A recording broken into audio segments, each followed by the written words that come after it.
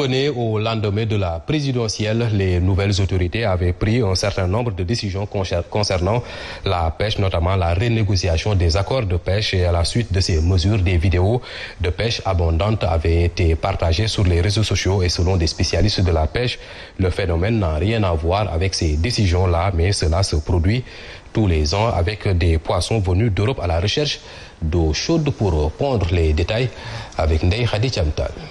Ils sont que 3700.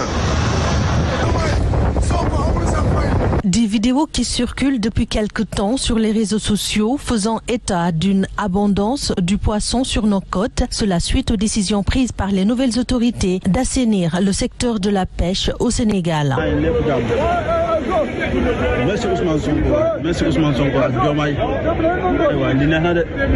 Léegi wàcc nañ moo li kontaan nañu dëgg yàlla ñu ngi jàpp jën borom ngi yor mbaal sànni ñu ngi jàpp ay jay jàpp toxoon. Des images réelles, mais qui n'ont rien à voir avec cette décision du nouveau gouvernement, car c'est un phénomène qui se produit tous les ans à la même période, selon Cheikh Ahmed Tidiane Pouy, membre de l'Union nationale des mareyeurs de Thiès, mais aussi de la Coalition nationale pour une pêche durable. muy waxtu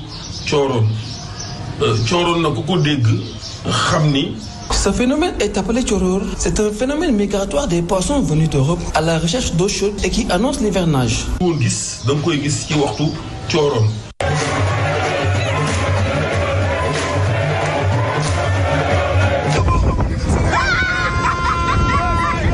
Malheureusement, ce bonheur de ces acteurs de la pêche risque de ne durer que le temps de ce phénomène migratoire de ces poissons venus d'Europe et de passage dans notre pays, selon Ismaïla Ndiaye, inspecteur régional des pêches de Dakar. Il faut au minimum 5 ans pour voir l'effectivité de ces mesures prises. Donc, cette abondance du poisson n'a rien à voir avec ces mesures. C'est une période où toutes les variétés de poissons sont présentes sur nos côtes, surtout les pélagiques.